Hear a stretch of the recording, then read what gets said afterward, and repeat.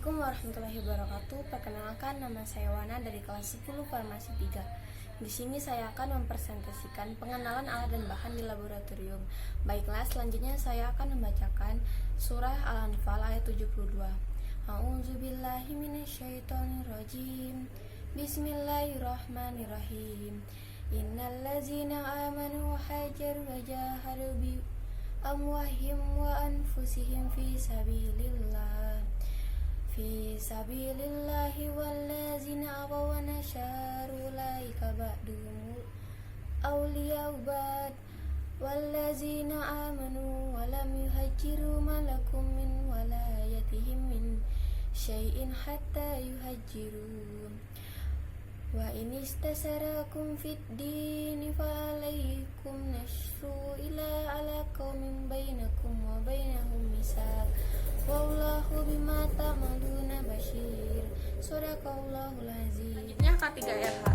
1. Jas laboratorium. Jas laboratorium berfungsi melindungi badan dari bahan kimia yang berbahaya. Kedua, kacamata keselamatan. Kacamata keselamatan berfungsi untuk melindungi mata dari bahan percikan kimia atau reaksi. Selanjutnya, pelindung muka. Pelindung muka berfungsi melindungi muka dari panas, api, dan percikan material panas.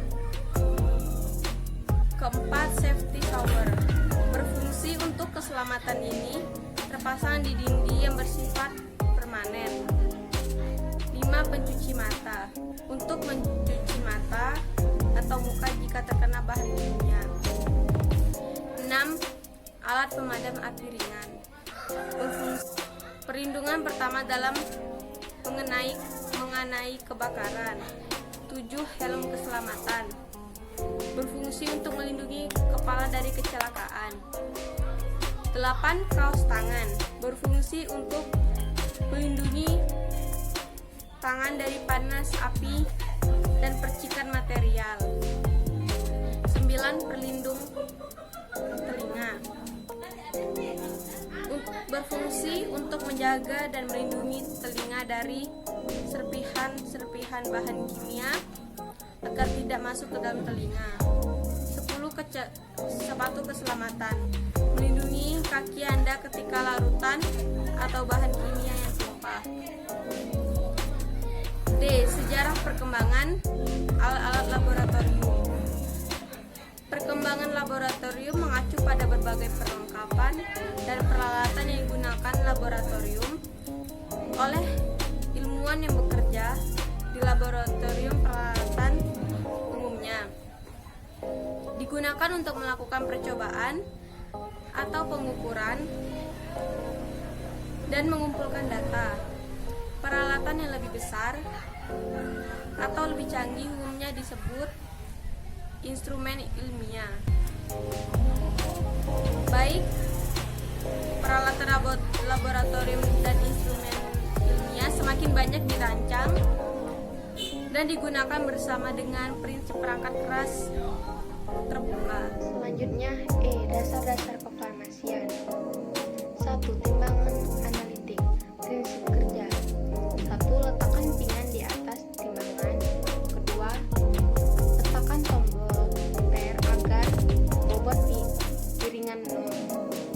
3. Buka salah satu kaca. Pada timbangan, letakkan bahan kimia yang akan diukur.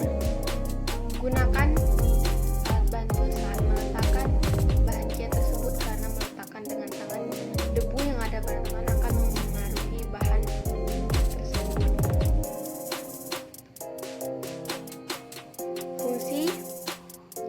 Fungsi timbangan analitik adalah mengukur berat suatu zat atau bahan kimia dalam jumlah yang sangat kecil. Kedua, gelas ukur. Prinsip kerja gelas ukur adalah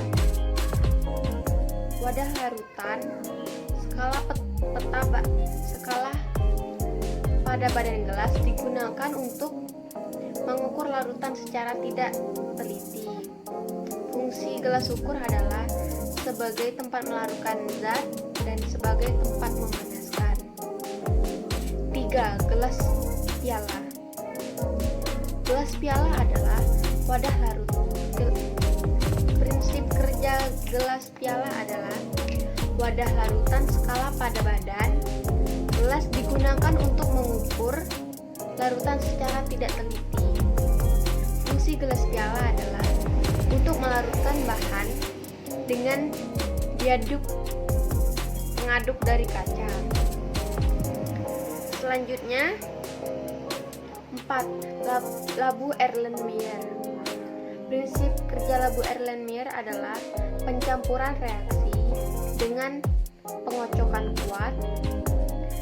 Sedangkan labu Erlenmeyer tanpa tutup asal biasanya digunakan untuk mencampurkan reaksi dengan kecepatan lemah.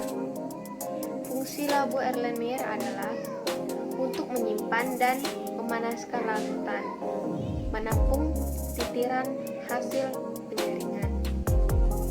5. Tabung reaksi.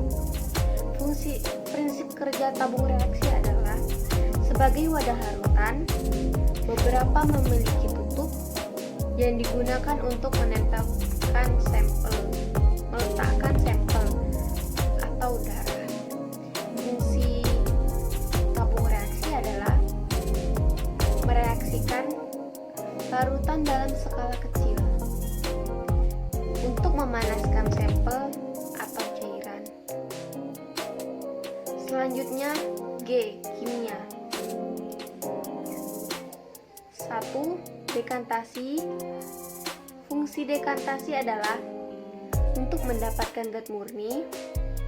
Cara melakukan dekantasi ini adalah dengan cara menuangkan cairan pelan-pelan. Dengan cara ini, maka panduan yang ada pada zat campuran. Kedua, filtrasi. Fungsi filtrasi adalah metode filtrasi. Dalam metode ini menggunakan cara penyaringan atau pemisahan campuran atau pemisahan cairan dan padatan yang tidak larut. Hal ini digunakan karena zat campuran yang akan dipisahkan ini memiliki perbedaan ukuran partikelnya. Ketiga, evaporasi. Metode ini menggunakan perubahan molekul seperti air yang berubah menjadi gas atau uap, dan metode ini bisa digunakan apabila ada zat campuran yang larut menjadi satu zat.